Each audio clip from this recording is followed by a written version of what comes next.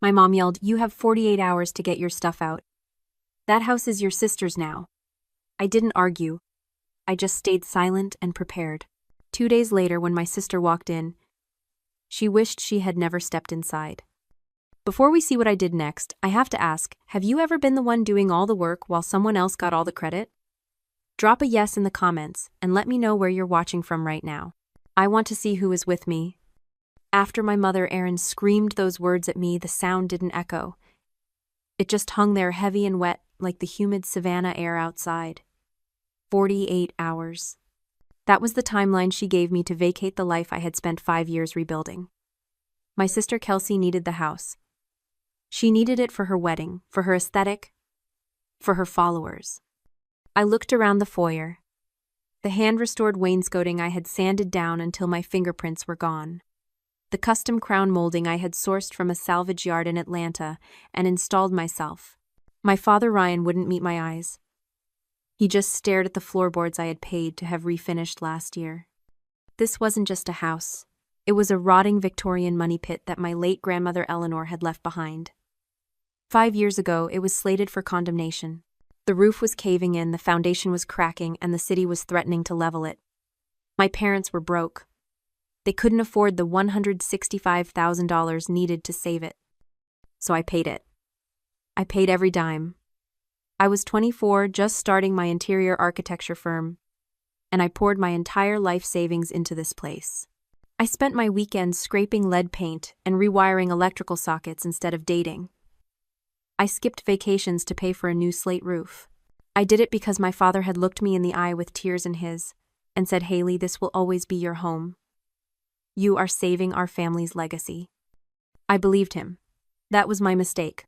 I thought I was investing in a future. But now, standing there while my mother checked her watch waiting for me to leave so she could start staging the rooms for Kelsey's bridal suite, I realized the truth. I hadn't been investing. I had been paying rent. Expensive, emotional rent. You see, in my family, love was never free. It was a transaction. And I was the one who always paid the bill. My therapist calls it the invisible chain of the survivor.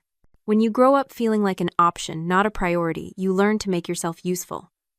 You become the fixer, the provider, the one who solves problems before they even happen. You do this because you are terrified that if you stop being useful, they will stop loving you. I paid that $165,000 not just to save a house, but to buy my place in this family. I thought if I made the house perfect, maybe I would be perfect enough for them. But Kelsey never had to pay. She just had to exist. She was the golden child, the influencer with the perfect smile and the carefully curated life. She didn't need to fix anything because she was the prize.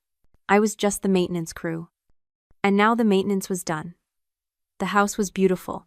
It was magazine ready, which meant my utility had expired. I was being discarded like a contractor whose job was finished. "Fine," I said. My voice didn't shake.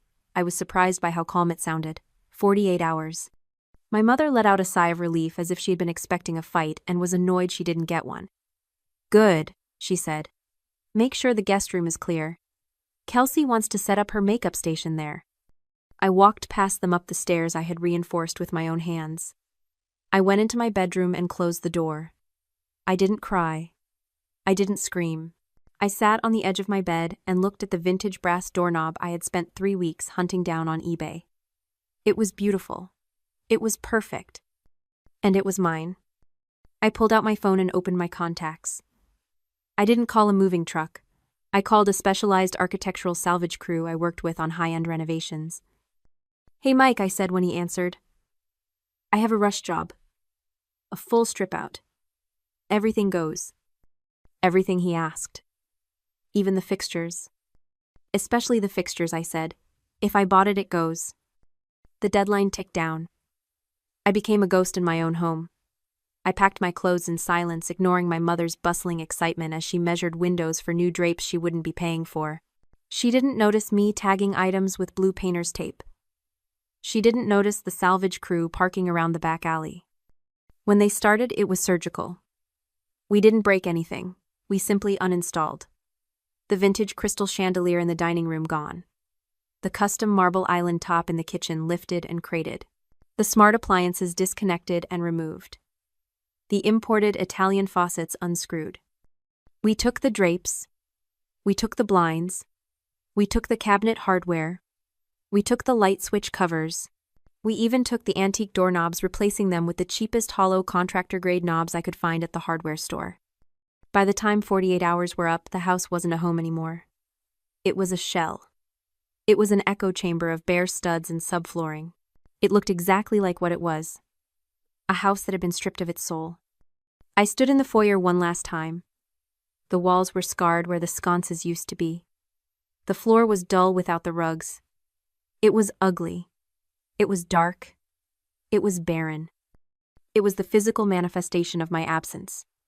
I dropped the key on the floor of the hollow room. It made a lonely metal sound against the wood. I walked out, got into my car, and drove away. I didn't look back. I turned off my phone, but I could imagine the scene. Kelsey arriving with her bridal party phones out, ready to film a home tour for her followers. Expecting a magazine spread.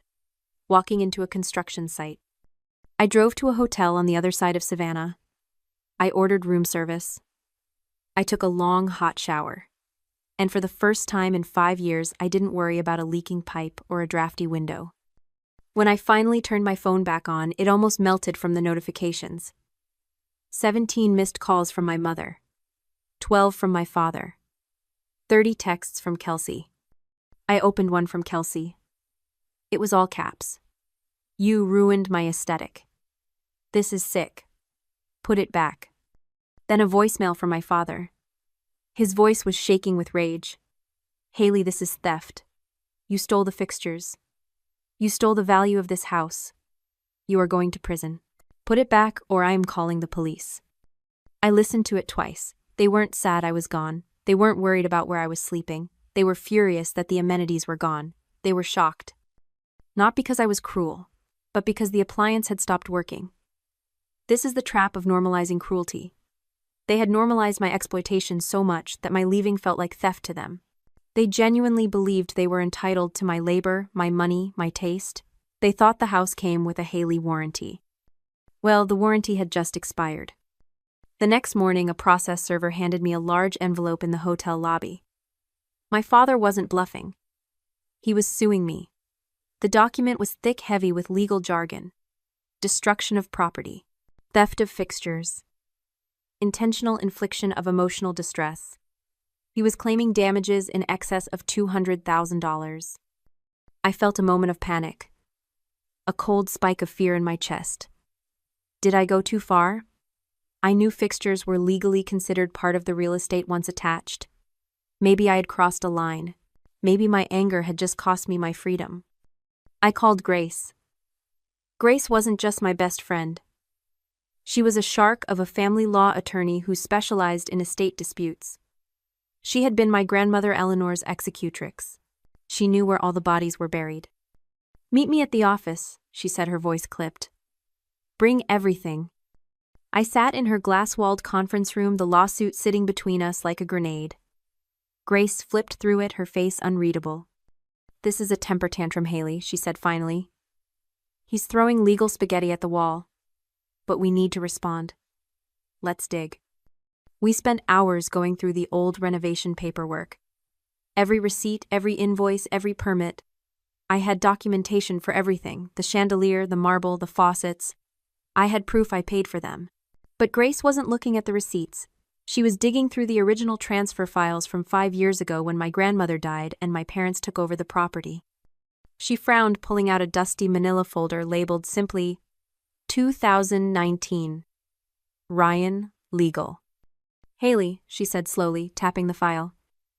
Do you remember the lawsuit your dad had back then? The supplier dispute. I nodded. I remembered the tension in the house. He had been sued by a major materials supplier for non-payment. He was terrified of losing everything, his business, his savings, the house. That was the excuse they used for why they couldn't pay for the renovations. They claimed their assets were frozen. Grace pulled out a document. It wasn't a receipt. It was a deed. A quitclaim deed. To hide the house from creditors, she said, looking at me over her glasses, your parents signed this. They transferred the property fully to you. I stared at the paper. The memory came back in a rush. They had sat me down at the kitchen table speaking in hushed tones. They told me it was just a formality, a temporary shield. They called it a tax shelter strategy. They said they were putting the house in my name to protect the family legacy, and that they would file the reversal paperwork as soon as the lawsuit was settled. Grace tapped the paper again. They never filed the reversal, Haley. What? They were too cheap, she said, a dry, humorless laugh escaping her lips. To transfer it back to themselves, they would have had to pay the transfer taxes and recording fees. They just didn't.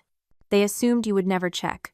They assumed you would always be the good little daughter who did what she was told. She smiled a sharp, dangerous smile that made me realize exactly why she was the best lawyer in Savannah. Legally, she said, you are not the tenant. You are not the contractor. You are the sole owner of that house. Your parents aren't landlords. They are squatters. I felt the room spin. The reality of it crashed into me. For 5 years, I hadn't been renovating their house. I had been renovating my house. They had been living in my house rent-free, acting like kings in a castle they didn't own. They had evicted me from my own property. The fear evaporated, replaced by a cold, hard clarity. Grace picked up her phone. Do you want to send a letter? Or do you want to do this in person? I thought about Kelsey's wedding rehearsal. It was happening tomorrow morning. My mother had posted on Facebook that they were saving the day hiring emergency stagers to make the empty house look presentable. They were determined to have their show. They were determined to win. In person, I said. The next morning, the Savannah sun was blazing. I pulled up to the house, my house. The driveway was full of cars. Caterers were unloading trays. A florist van was blocking the garage. A rental company was setting up white folding chairs on the lawn. My parents were on the porch directing traffic, looking stressed but triumphant. They thought they had fixed the problem. They thought they had erased me. I didn't come alone. I parked my car and stepped out. Behind me, a sheriff's cruiser pulled up, lights flashing silently. 2 deputies got out, adjusting their belts. My father saw me first. He marched down the steps, his face turning a violent shade of purple. You have some nerve showing up here, he shouted, his voice booming over the sound of the wind. After what you did, get off my property before I have you arrested for trespassing. I kept walking. My heels clicked rhythmically on the pavement. I didn't stop until I was face to face with him. Kelsey ran out onto the porch, still in her silk bride robe, a glass of champagne in her hand. Get her out of here, Dad, she screamed. She's trying to ruin my day again. I looked at my father. I looked at my mother, who was standing behind him, arms crossed, looking at me with pure disgust. You can't kick us out, Haley, my father spat, pointing a finger in my face. I bought this place. I own it. I reached into my bag and pulled out the certified copy of the quitclaim deed. I held it up, the paper crisp in the humid air. No, Dad, I said. My voice was low, steady. You didn't. You hid this place. You hid it to save your own skin because you didn't want to pay your debts, and you were too cheap to take it back. I handed him the document. He looked at it. I saw his eyes scan the page. I saw the moment the air left his lungs.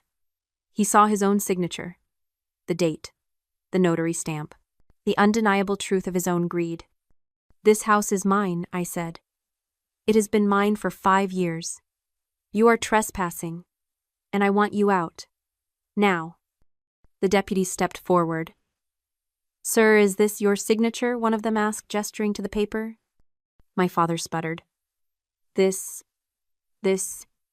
We had an agreement. It was a tax thing. Is this your signature? The deputy repeated, his hand resting on his belt. Yes, my father whispered. Then you need to vacate the premises, the deputy said. The owner has requested your removal.